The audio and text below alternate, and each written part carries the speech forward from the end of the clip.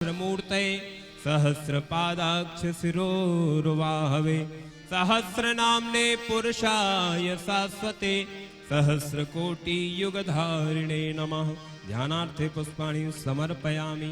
नमः कमलनाभाय नमस्ते जलसायिने नमस्ते केशवानंत वासुदेव।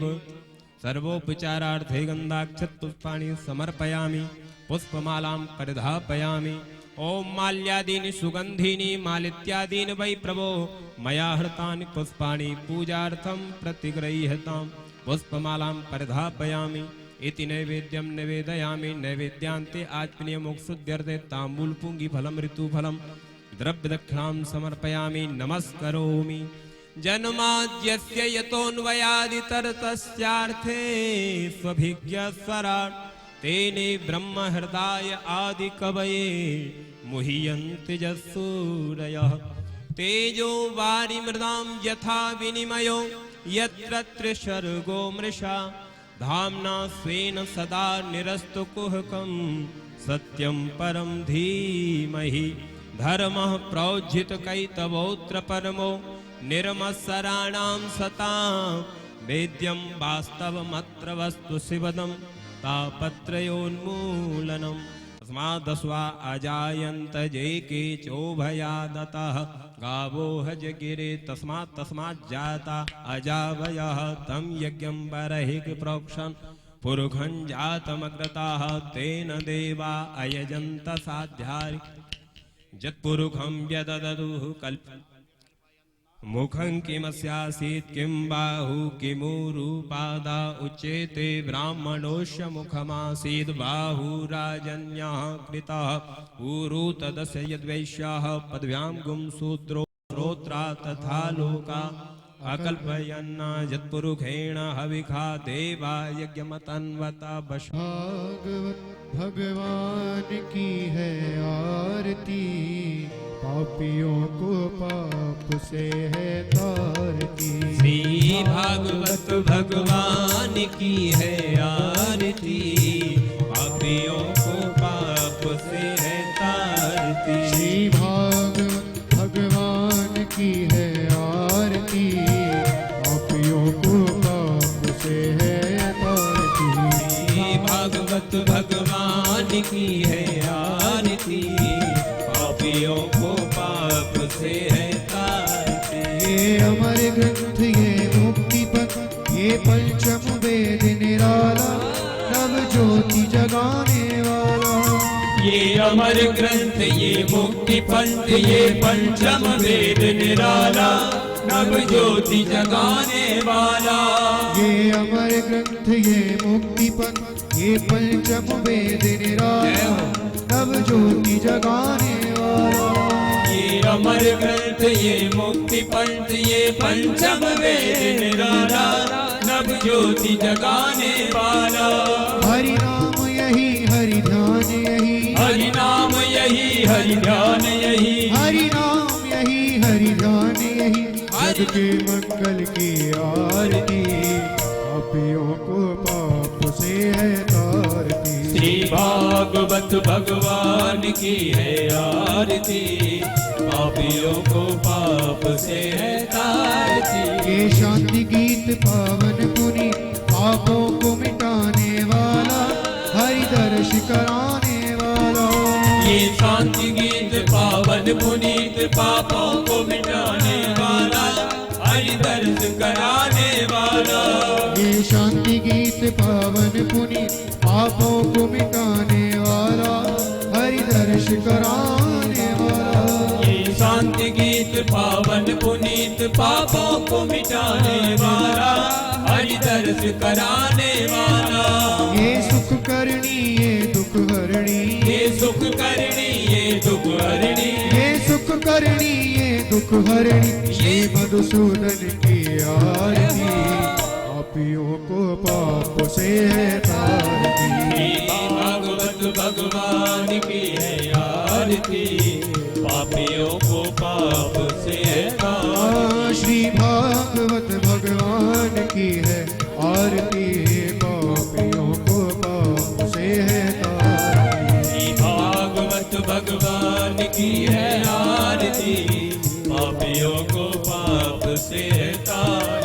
ये मधुर बोल जगपंथ खोल सदमार्ग बताने वाला बिगड़ी को बनाने वाला ये मधुर बोल भगवंत खोल सन्मार्ग बताने वाला बिगड़ी को बनाने वाला ये मधुर बोल मगपंथ खोल सदमार्ग बताने वाला बिगड़ी को बनाने वाला ये मधुर बोल भगवंत खोल सन्मार्ग बताने वाला बिगड़ी को बनाने वाला हरि नाम यही हरि ध्यान यही हरि नाम यही हरि ध्यान यही हरि नाम यही हरि ध्यान यही प्रभु की महिमा की आरती पापियों को पाप से है तारती श्री भागवत भगवान की है आरती पापियों को पाप से है तारती श्री भागवत भगवान की है आरती पापियों को पाप से है तारती श्री भागवत भगवान की है आरती पापियों को पाप से है तारती पापियों को पाप से है तारती पापियों को पाप से है तारती पापियों को पाप से है तारती पापियों को पाप से है तारती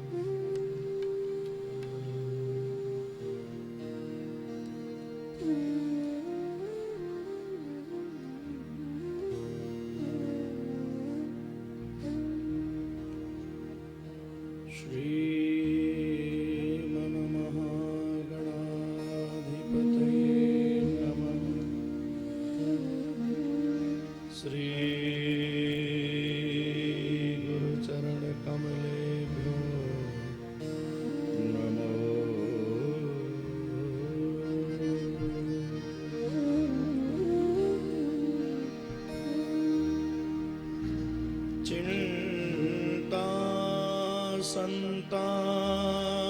संतानहर्तारो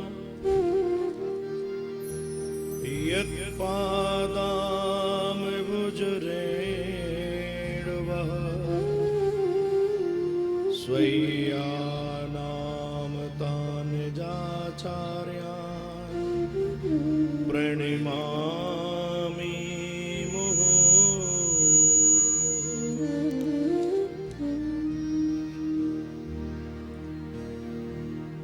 यदि अनुग्रहितो जन्तु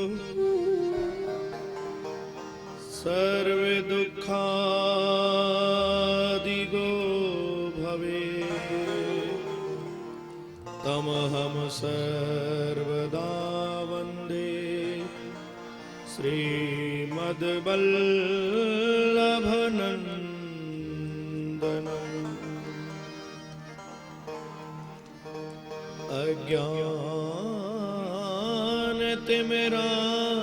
अज्ञानतिमिरान्धस्य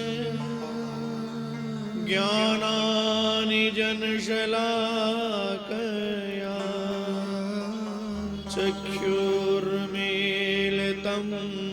येन तस्मै श्रीगुरुवे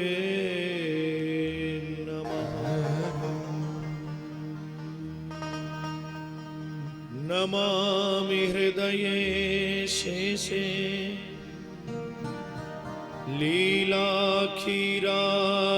लीलाक्षीराब्धिशायिनम् लक्ष्यमे सहस्रलीलाभिः सेव्यमानं कलानिधिम्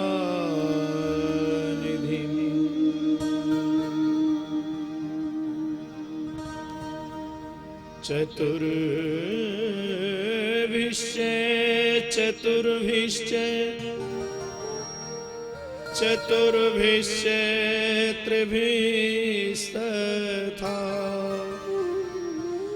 षड्भिराजयते योऽसो पंचधा हृदये मम।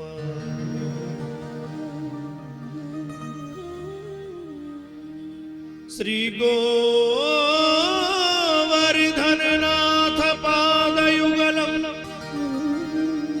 यज्ञवीन प्रियम् नित्यं श्रीमथुराधिपं सुखकरं श्रीविठ्ठलेशं मुदा। श्रीमद्द्वारवतीश गोकुलपति श्रीगोकुलेन्दुं विभुं श्रीमन्मथ मोहनं नटवरं श्रीबालकृष्णं भजे। यं प्रव्रजन्तुमनुपेतुमपेतकृत्यं द्वैपायनो विरहकातर्वाजुहाव पुत्रेति तन्मयतया तरिवोहिनेदुस् तं सर्वभूतहृदयं मुनिमानतोऽस्मि। बुद्धहीन तनुजानिके सुमिरो पवन कुमार बल बुद्धि विद्या देहु मोहि हरो कलेश विकार। हरो कलेश विकार हरो कलेश विकार।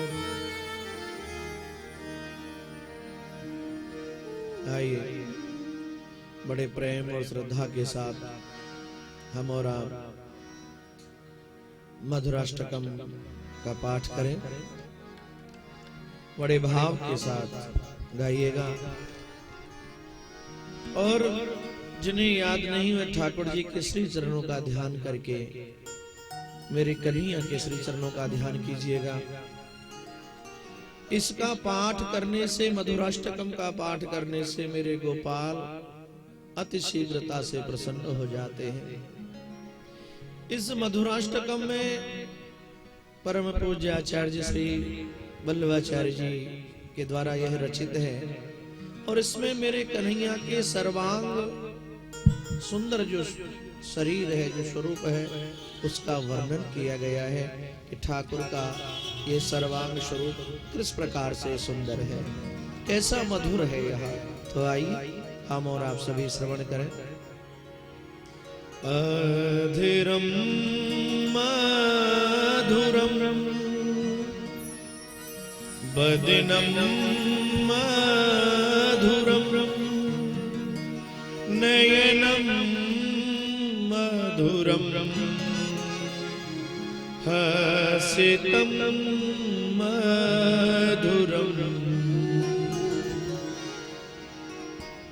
अधीरम मधुरम बदनम मधुरम नयनम मधुरम हसितम मधुरम हृदयम मधुरम कवनम मधुरम मधुराधिपते रघुनम मधुरम मधुराधिपते रघुनम मधुरम वचनम मधुरम चरितम मधुरम वचनम मधुरम फलितम मधुरम चरितम मधुरम प्रवितम मधुरम मधुराधिपते रघुनम मधुरम मधुराधिपते रघुनम मधुरम।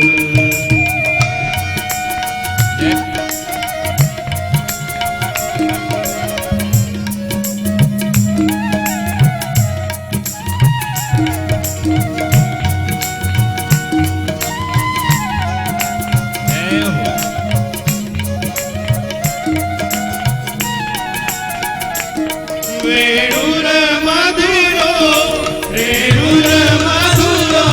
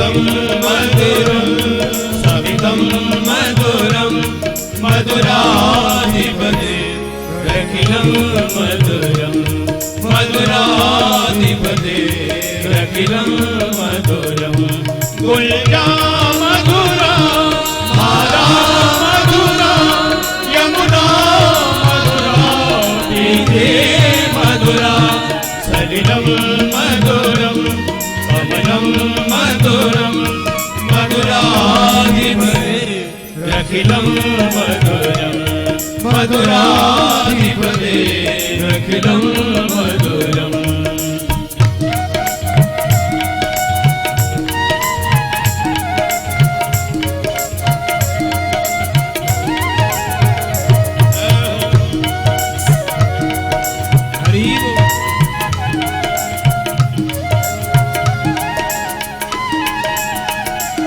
गोपी मधुरा लीला मधुरा युक्तं मधुरं भुक्तं मधुरं श्रेष्ठं मधुरं श्रेष्ठं मधुरं मधुराधिपते रखिलं मधुरं मधुराधिपते रखिलं मधुरं गोपा मधुरा गावो मधुरा यष्टिर मधुरा कृष्णिर मधुरा फलितं मधुरं फलितं मधुरं मधुराधिपते रखिलं मधुरं मधुराधिपते रखिलं मधुरम् आदरं मधुरं वदनं मधुरं नयनं मधुरं हसितं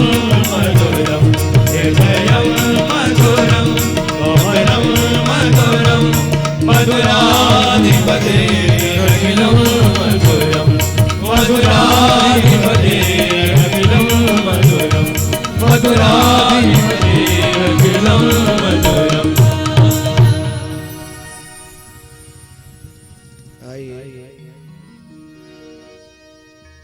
दो बार अब भगवत नाम संकीर्तन करें और अपने अंतःकरण को हम और आप पवित्र करें।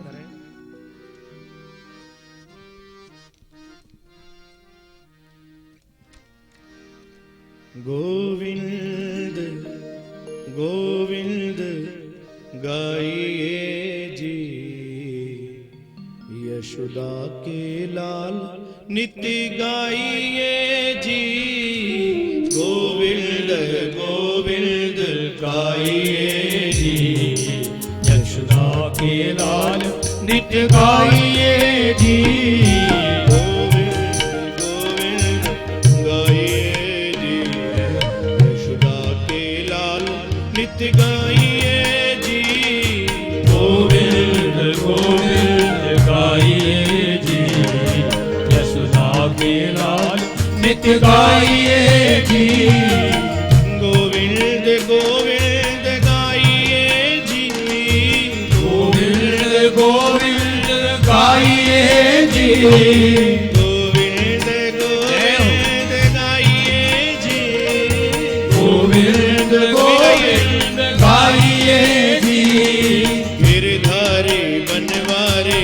गाइए जी गिरधारी बनवारी गाइए जी यशोदा के लाल नित्य गाइए जी गिरधारी बनवारी गाइए जी यशोदा के लाल नित्य गाइए जी गोविंद गोविंद गाइए जी गिरधारी बनवारी गाइए जी गोविंद गोविंद गाइए जी गिरधारी लाल नित्य गाइए जी गिरधारी बनवारी गाइए जी गिरधारी बनवारी गाइए जी गिरधारी बनवारी गाइए जी गिरधारी बनवारी गाइए जी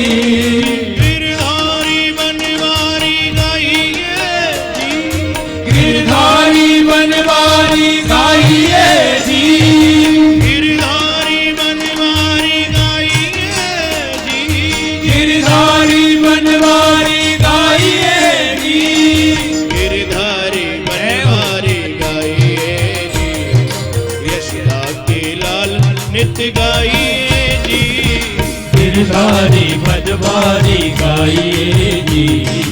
यशोदा के लाल नृत्य गाइए जी। गोविंद गोविंद गाइए जी, यशोदा के लाल नृत्य गाइए जी। गोविंद गोविंद गाइए जी, यशोदा के लाल नृत्य गाइए जी। गोविंद गोविंद गाइए जी, यशोदा के लाल नृत्य गाइए जी। गोविंद गोविंद गाइए जी, यशोदा के लाल नृत्य गाइए जी। गिरधारी बनवारी गाइए जी, गिरधारी बनवारी गाइए जी। गिरधारी बनवारी गाइए जी, गिरधारी बनवारी गाइए जी। गिरधारी बनवारी गाइए जी, यशोदा के लाल नृत्य गाइए जी। गिरधारी बनवारी गाइए जी, यशोदा के लाल नृत्य गाइए जी। यशोदा के लाल नृत्य गाइए जी, यशोदा के लाल नृत्य गाइए जी। यशोदा के लाल नृत्य गाइए जी।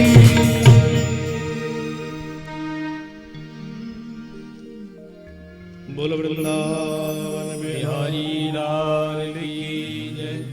श्रीमद्भागवत महापुराण की जय, श्री सुखदेव भगवान की जय,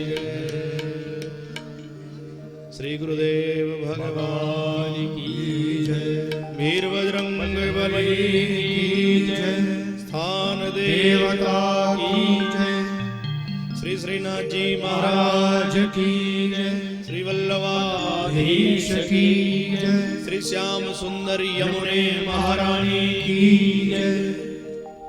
समस्त संत भक्त वैष्णव चरणारविंद की जय। जय जय श्री राधे, जय श्री राधे, श्री राधे।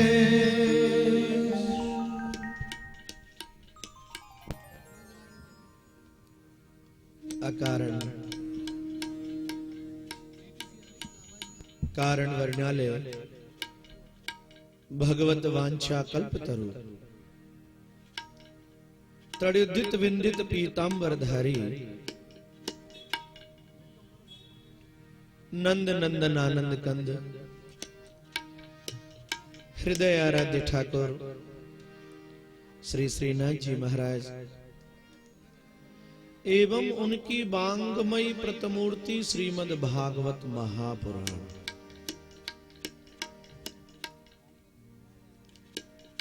श्रीमद् भागवत सप्ताह ज्ञान यज्ञ प्रेम यज्ञ का यह जो आयोजन आज इसके तृतीय दिवस की हम बेला में प्रवेश कर रहे हैं।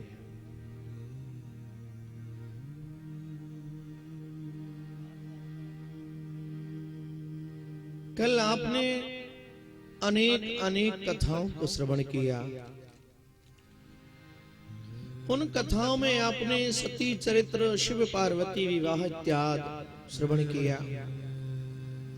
सूत जी सोनकादि ऋषियों को यह प्रसंग श्रवण कराया और उधर आपने श्रवण किया राजा परीक्षित जो थे, जब उन्हें 7 दिन में मृत्यु को प्राप्त करने का श्राप लगा, गंगा किनारे पहुंच गए। ऋषियों ने अनेक प्रकार से इन्हें समझाया और राजा ने सबसे यही पूछा कि म्रियमाण पुरुष को क्या करना चाहिए। म्रियमाण पुरुष जिसकी मृत्यु निकट आ गई हो, उस व्यक्ति को आखिरकार क्या करना चाहिए। मृत्यु साहब सबकी आनी है, इससे कोई बचने वाला नहीं है। ये सत्य संसार का प्रत्येक प्राणी जानता है, लेकिन फिर भी उस पर ध्यान नहीं करता। सभी लोगों ने अपनी अलग अलग बातें कही। जब सबकी सहमति एक बात पर नहीं ना हो पाई, तब वहां भगवान श्री सुखदेव स्वामी प्रकट हुए, जैसा कि कल आपने श्रवण किया। तत्रा भवद भगवान व्यास पुत्र, व्यास जी के पुत्र श्री सुखदेव स्वामी वहां पर प्रकट हो गए। उनका कैसा स्वरूप था? अलक्ष्य लिंगो निजिलाभ तुष्टो वृतश्च वाले अवधूत वेश, जिनका सांवरा सलोना स्वरूप था, लंबे लंबे घुंघराले जिनके केश थे, और वह अवधूत वेशधारी श्री सुखदेव स्वामी यहाँ पर प्रकट हुए हैं। राजा परीक्षित ने साहब इन्हें बिठा दिया है आसन पर और इनका बंधन किया है। परीक्षित ने इनसे भी एक ही प्रश्न पूछा, आप मुझे यह बतलाइए, अतः पृच्छामि संसिद्धिं योगिनाम परम गुरु पुरुषस्येह यत् कार्य म्रियमाणस्य सर्वथा। वही प्रश्न किया, म्रियमाण पुरुष को क्या करना चाहिए, मुझे बताइए। सुखदेव स्वामी ने जब राजा परीक्षित की यह बात सुनी, सुखदेव स्वामी मुस्कुराए, बोले, राजा तुमने बहुत सुंदर प्रश्न किया। वरियाने सते प्रश्न कृतो लोकहितं नृपा आत्मवित सम्मतः पुंसाम श्रोतव्यादिषु यः परः। श्री सुखदेव स्वामी बोले, राजा बहुत सुंदर तुमने प्रश्न किया। ये तुम्हारा जो प्रश्न है यह ज्ञानी जनों के सम्मत है। तुम्हारे इस प्रश्न से संसार का कल्याण होगा। यद्यपि संसार में सुनने योग्य अनेकों शास्त्र हैं, लेकिन उनसे विशेष लाभ होना संभव नहीं, क्योंकि ये जो मनुष्यों की आयु है ना साहब, बहुत थोड़ी है। ये मनुष्यों की आयु बहुत थोड़ी है, उसमें भी यह जो रात्रि है, रात्रि को यह जीव निद्रा में, सोने में और स्त्री संग में व्यतीत कर देता है। और जब दिन होता है, प्रातः काल होता है, सारे दिन को यह जीव अपने परिवार का लालन पालन करने में, भरण पोषण करने में और धन कमाने की इच्छा में इसे निकाल देता है। पुत्र पत्नी आदि सभी में यह जीव इतना आसक्त हो जाता है, इसे कुछ भी भान नहीं होता। यह जीव सबका मरण देखता है साहब, लेकिन कभी अपने मरण पर विचार नहीं करता। जीव कभी जाता है,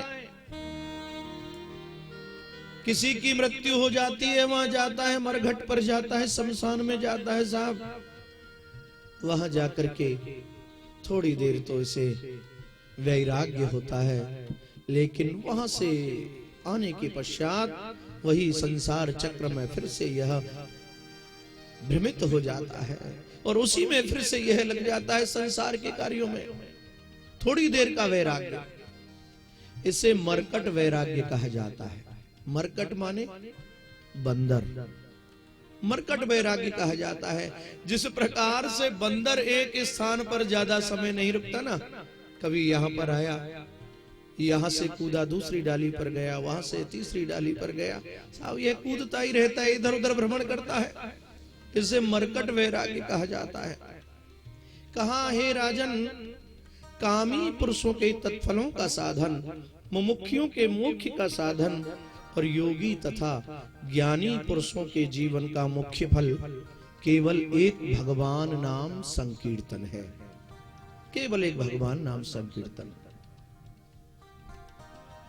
और मुख्यतः इस कलयुग में तो भगवान नाम संकीर्तन करने से प्राणी को अति शीघ्रता से कृष्ण के दर्शन हो जाते हैं, संसार सागर से वह पार हो जाता है। भागवत में लिखा, यत् फलम नास्ति तपसा न योगेन समाधिना तत्फलम लभते सम्यक कलौ केशव कीर्तनात्। जो फल अनेक अनेक युगों में हजारों हजारों वर्ष तपस्या करने से इस प्राणी को प्राप्त होता था जी, वही फल इस कलयुग में केवल एक भगवत नाम संकीर्तन करने से इसे प्राप्त हो जाता है। प्रेम से बोलो श्री राधे राधे। यहां राजा परीक्षित से श्री सुखदेव स्वामी ने कहा, राजा जो समय व्यतीत हो गया उसकी चिंता छोड़ दो। जो समय निकल गया निकल गया, उसकी चिंता मत करो। ज्ञानी जन जो होते हैं वह बीते हुए समय की चिंता नहीं करते। अब आगे जो आने वाला समय है उसका ख्याल रखो। पीछे क्या निकल गया, ये नहीं हुआ, ये नहीं हुआ, ये नहीं मिला, ये नहीं मिला, इसके लिए रोते रहोगे तो उससे कोई लाभ होने वाला नहीं है। पीछे की विसार, अब आगे की संवार करो। ज्ञानियों का यही काम है। पीछे की बातों को भूल जाओ और आगे जो तुम्हारा समय आने वाला है उससे सवार लो। ये जो मनुष्य है अंत काल आने पर इसे घबराना नहीं चाहिए। सब इस जीव को क्या करना चाहिए? पुत्र की ममता, पत्नी की ममता, पुत्री की ममता, सबका परित्याग करके और इसे किसी पुण्य तीर्थ में जाकर के भगवान का चिंतन करना चाहिए, भगवान का भजन करना चाहिए। और वहां बैठ जाओ, भगवान का चिंतन करो, भगवान का स्मरण करो।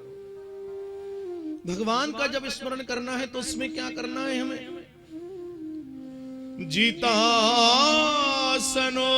जितश्वासो जित संगो जितेन्द्रियः। जब हम परमात्मा की साधना में आगे बढ़े तो सबसे पहले हमें क्या करना है? अपने आसन को जीतना है साहब। जितासनो, अपने आसन को जीतना है। ऐसा नहीं कि थोड़ी बहुत देर तो हम सत्संग में आए, कथा में आए, उसमें भी कभी ये पैर ऊपर किया, कभी ये किया, कभी ये लंबा किया, कभी पीछे किया। नहीं, जब परमात्मा की मिलने के लिए जब चाह जगे आगे बढ़ो तो सबसे पहले क्या करना है? जितासनो, अपने आसन को जीतो। जित श्वासो जित संगो जितेन्द्रिय। आसन, श्वास, आसक्ति और इंद्रियों पर आप विजय प्राप्त करके बुद्धि द्वारा मन को भगवान में आपको लगाना है और भगवान का ध्यान करना है। वह भगवान कैसे हैं? जब आप ध्यान करोगे तो आपको भगवान का स्वरूप दिखेगा। वह पाताल में तस्य ही पादमूलम पठन्ति पार्षण प्रपदे रसातलम महातलम विश्वसृजौत गुल्फौ तलातलम वै पुरुषस्य जंघे। उन भगवान का बड़ा ही विराट स्वरूप है साहब। हे राजन, विराट पुरुष भगवान का पादमूल वह पाताल कहा गया है। एड़ी तथा पाद का अग्रभाग रसातल कहा गया है। दोनों गुल्फ महातल, जंघा तलातल और दोनों जानू सुतल और दोनों उरु जो है वीतल और अतल कहे गए हैं।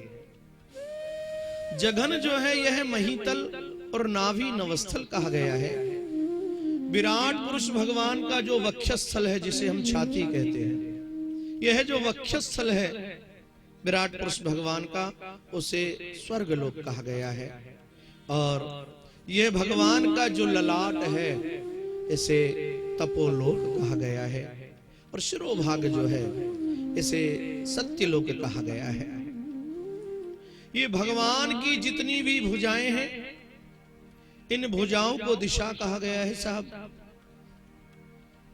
ये दिशाएं कर्ण, शब्द, श्रोतेंद्रिय और अश्विनी कुमार नासिका पुट, गंध घ्राणेन्द्रिय तथा अग्नि भगवान का मुख कहा गया है। यहां पर बताया है कि जितने भी ये नाड़ियां हैं ना भगवान के शरीर में, ये भगवान की जितनी भी नाड़ियां हैं ये नदियां कही गई हैं साहब। और जितने भी रोम हैं भगवान के शरीर में ये सभी वृक्ष कहे गए हैं। इतना विशाल भगवान का वह स्वरूप है। ब्राह्मण लोग भगवान का मुख कहे गए हैं और क्षत्रिय बाहु कही गई है और शूद्र पैर कहे गए हैं। अच्छा ये बताइए, हम लोग ब्राह्मणों को भोजन क्यों कराते हैं? किसी वैश्य को क्यों नहीं करा देते किसी भी कार्य में? क्योंकि ये ब्राह्मण ही भगवान का मुख कहे गए हैं। भगवान का जो शरीर है उसमें ब्राह्मण भगवान के मुख हैं। तो हम जब ब्राह्मणों को भोजन कराते हैं तो उससे ऐसा विदित होता है कि ब्राह्मण को भोजन कराने के द्वारा हमारा दिया हुआ वह भोजन हमारे गोविंद ही उसे ग्रहण कर रहे हैं। प्रेम से बोलो श्री राधे राधे। तो भगवान के इस विराट स्वरूप का वर्णन किया, कहा सबकी चिंता छोड़ दो और भगवान के चरणार विंदों का ध्यान करो।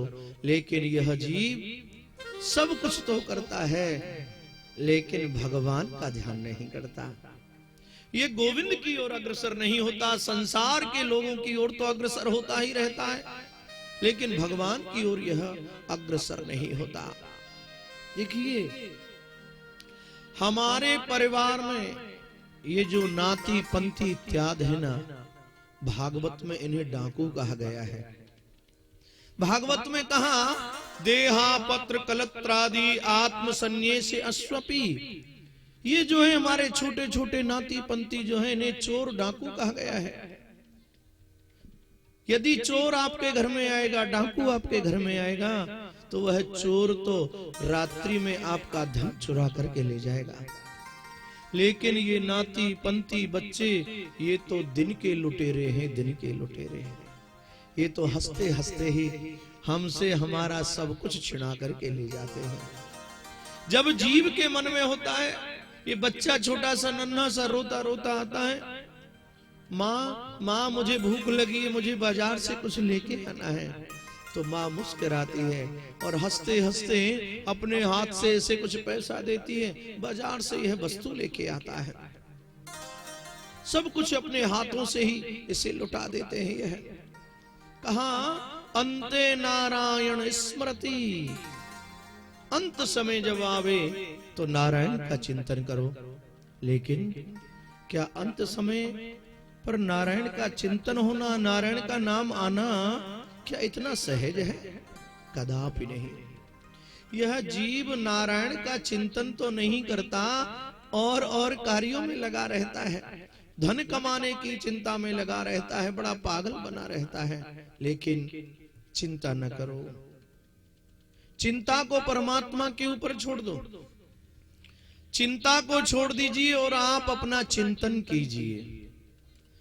चिंता को छोड़ करके चिंतन कीजिए तो देखो कैसा आनंद आएगा। क्योंकि हमारा ये जो प्रारब्ध है ये परमात्मा ने पहले बनाया है साहब। प्रारब्ध पहले बनो पीछे बनो शरीर, तुलसी चिंता मत करो, तुम भज लो श्री रघुवीर। तुम तो केवल ठाकुर की चिंता करो, ठाकुर का चिंतन करो, संसारिक चिंताओं को भूल जाओ और ठाकुर का चिंतन करो। राजा परीक्षित ने हाथ जोड़ लिए और कहा गुरुजी आज मैं धन्य हो गया, आज तो मैं धन्य हो गया, आपके दर्शन मैंने पा लिए। और उस ऋषि कुमार ने मुझे जो श्राप दिया, इस संसार में भला कौन है जो यह कह सकता है कि मेरी उस दिन मृत्यु होगी। लेकिन केवल एक यह परीक्षित ही ऐसा है मैं कह सकता हूं कि 7 दिन से पहले मेरी मृत्यु होने वाली नहीं है। सुखदेव स्वामी बोले, राजा चिंता मत करो, हम और आप जितने भी हैं सभी लोग परीक्षित हैं। हमारी सभी की मृत्यु 7 दिन में ही होनी है और 7 दिन में ही हमारा आपका जन्म भी होना है साहब। इसमें रवि, सोम, मंगल, बुध, बृहस्पति, शुक्र, शनि कितने बार है? 7 बार है। रवि, सोम, मंगल, बुध, बृहस्पति, शुक्र, शनि। बोले इन 7 दिनों में ही सबकी मृत्यु होनी है और इन 7 दिनों में ही सबका जन्म भी होना है। लेकिन गोस्वामी तुलसीदास बाबा कहते हैं, लोग शोर करते हैं 7 दिन 7 दिन, लेकिन 7 दिन है कहां? गोस्वामी तुलसीदास बाबा का चिंतन है कि भैया तुलसिया संसार में मैंने देखो नयन पसार, 7 दिवस में 3 कम मंगल बुध इतवार। बोले 7 दिन है कहां? 7 दिन में 3 कम। बोले क्या मंगल? आज संसार में मंगल तो कहीं दिखाई पड़ता नहीं साहब, सर्वत्र अमंगल ही अमंगल दिखाई पड़ता है। मंगल बुध आज ज्ञानी लोग रहे नहीं, बहुत कम लोग रह गए ज्ञानी लोग, दिखाई नहीं पड़ते साहब। मंगल बुध इतवार, एतवार तो किसी को किसी का है ही नहीं, किसी को किसी का नहीं। सासू जी को बहू का एतबार नहीं है, पिताजी को पुत्र का एतबार नहीं है।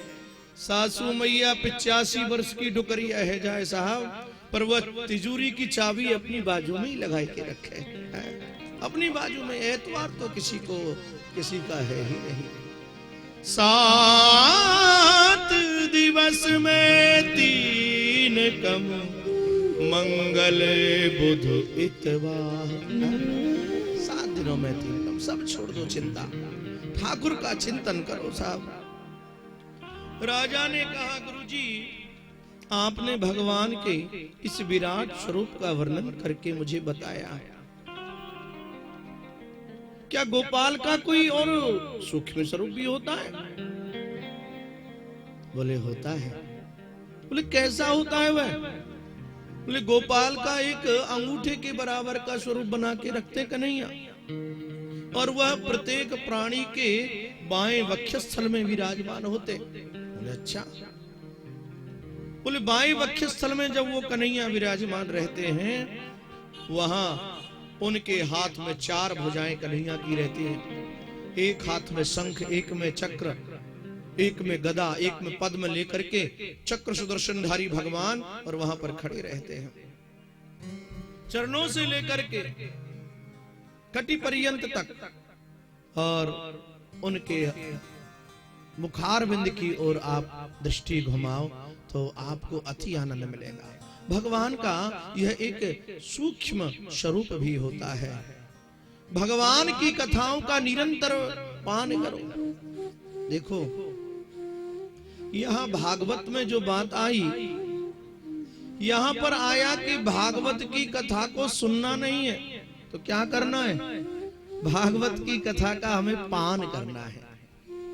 बोले निगम कल्प तरोर गलितम फलम शुक मुखाद मृत द्रव समयुतम पीवत भागवतम रसमालयम मुहुरहो रस का भुवि भाव कहा।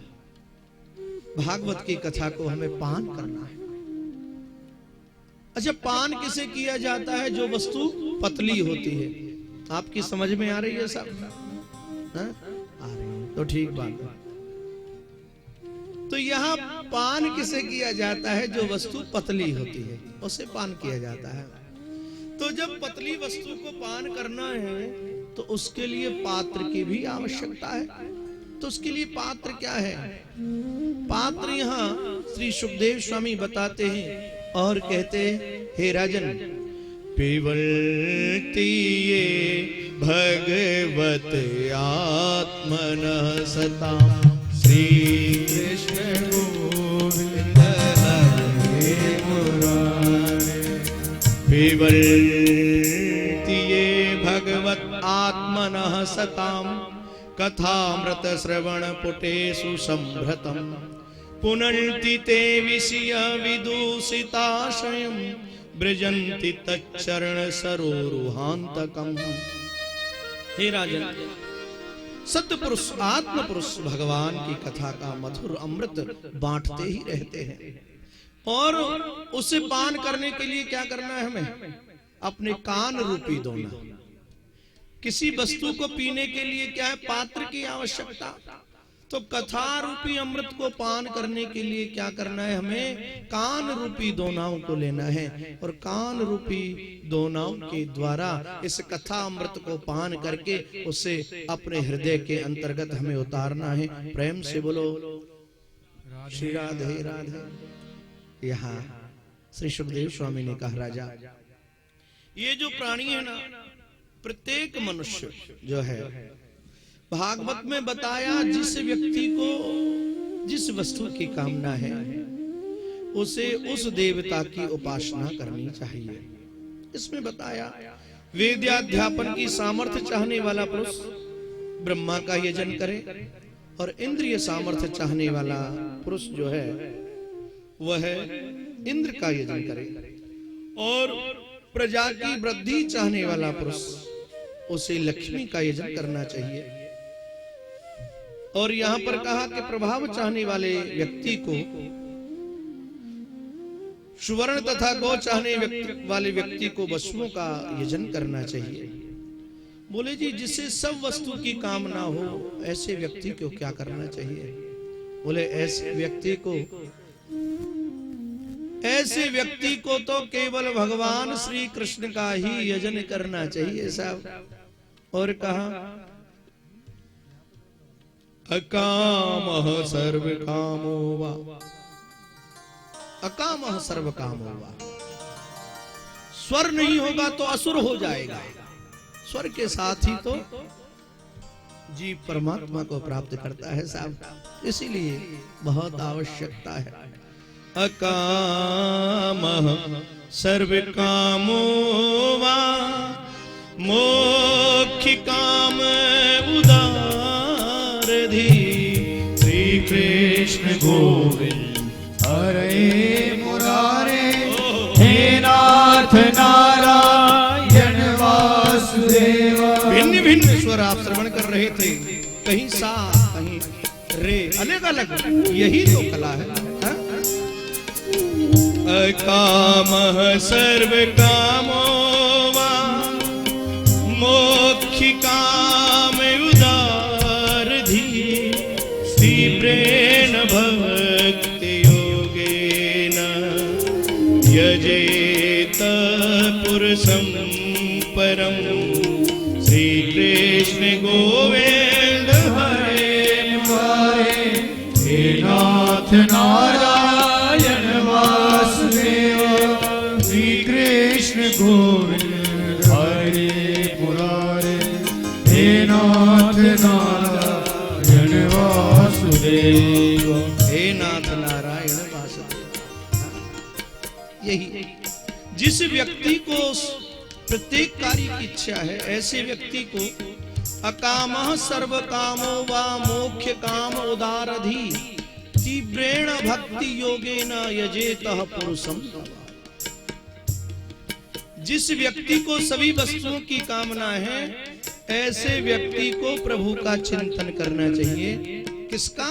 हमारे परमात्मा का चिंतन करना चाहिए, हमारे गोपाल का चिंतन करना चाहिए। तो परमात्मा उसके ऊपर प्रसन्न हो जाता है और सब कुछ उस प्राणी को प्रदान हो जाता है। कृष्ण की भक्ति करो। वो भक्ति कैसी हो? वो भक्ति कीजिए आप विदुर जैसी भक्ति, विदुरानी जैसी भक्ति कीजिए। जब काकी विदुरानी जैसी भक्ति आपके हृदय में आ जाएगी तो कन्हैया तो अपने आप ही आपके यहाँ आ जाएंगे साहब। फिर आपको कहीं कन्हैया को खोजने की आवश्यकता ही नहीं पड़ेगी। यहाँ राजा परीक्षित ने पूछा, ये विदुर जी कौन है और ये विदुरानी कौन है? ये विदुर जी कहां रहते थे, जरा हमें बताइए। तो यहां श्री सुखदेव स्वामी ने कहा, अरे राजा परीक्षित, ये विदुर जी कौरवों के यहां पर निवास करते थे, भगवान के ये भक्त थे।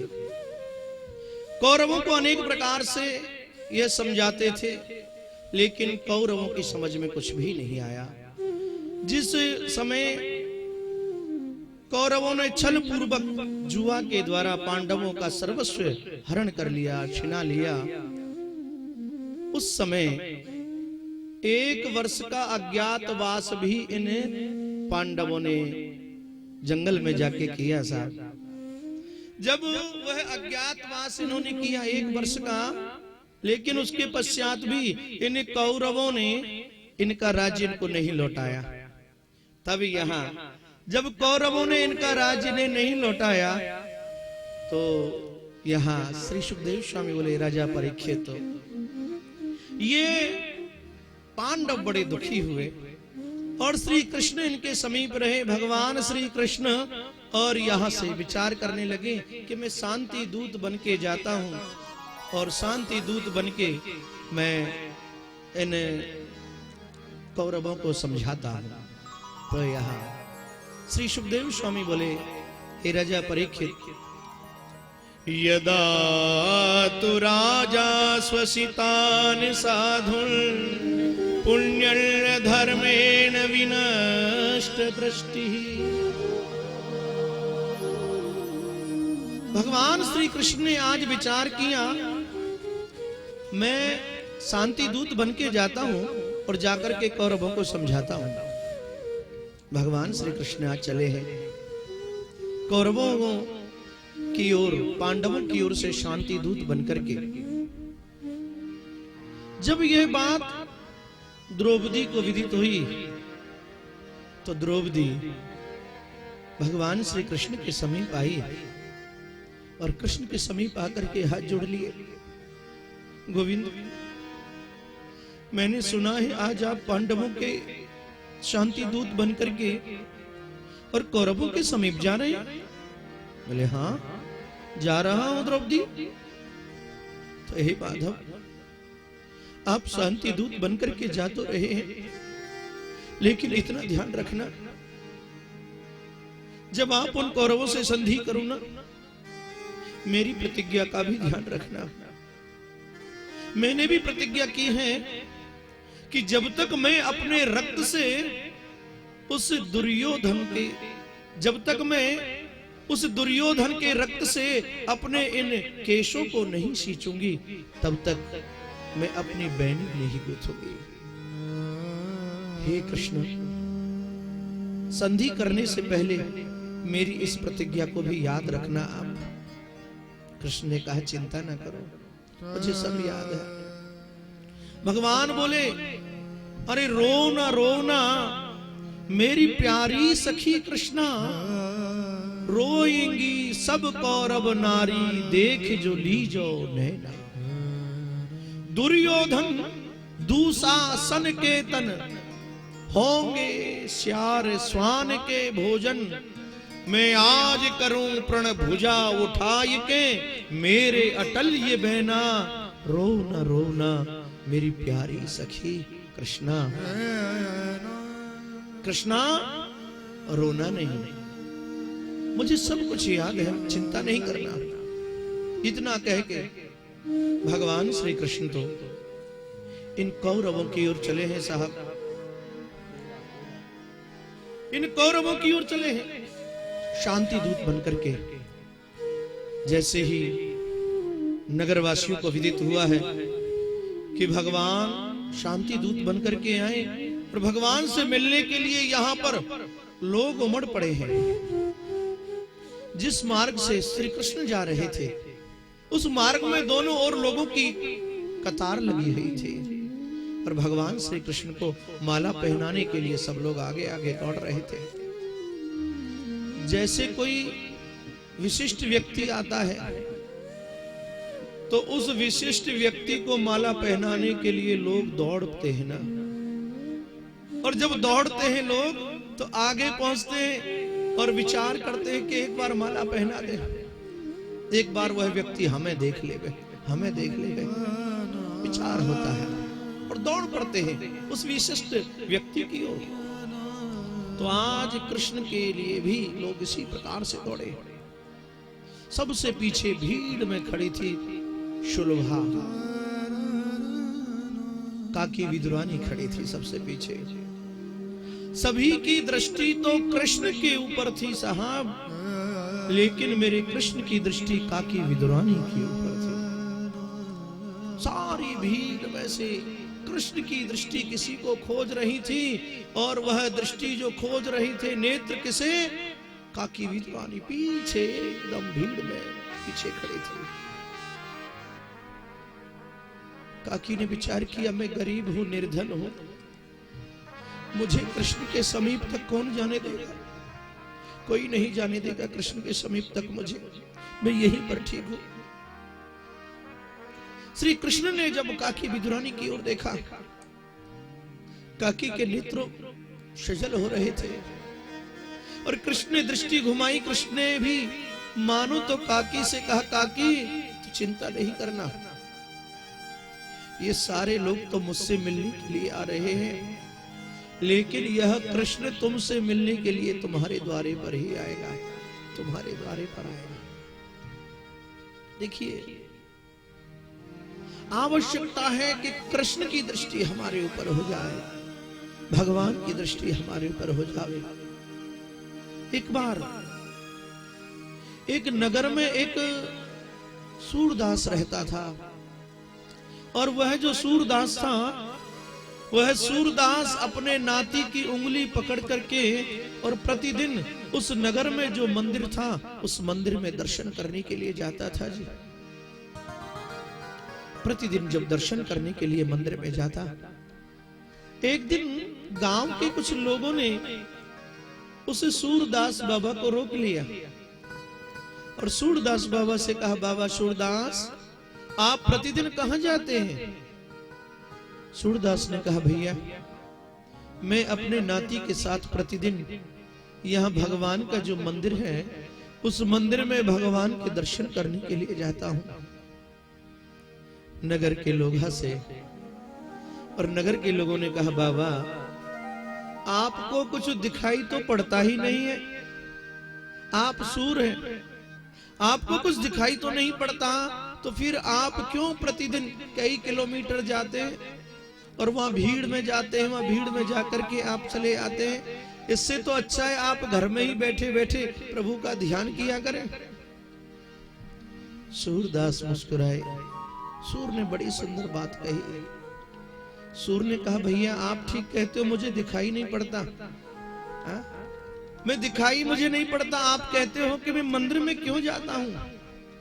मैं मंदिर में जो जाता हूं, मैं कृष्ण को देखने नहीं जाता, मैं तो उस मंदिर में इसलिए जाता हूं, मैं तो कृष्ण को नहीं देख पाता, मैं तो सूरदास हूं।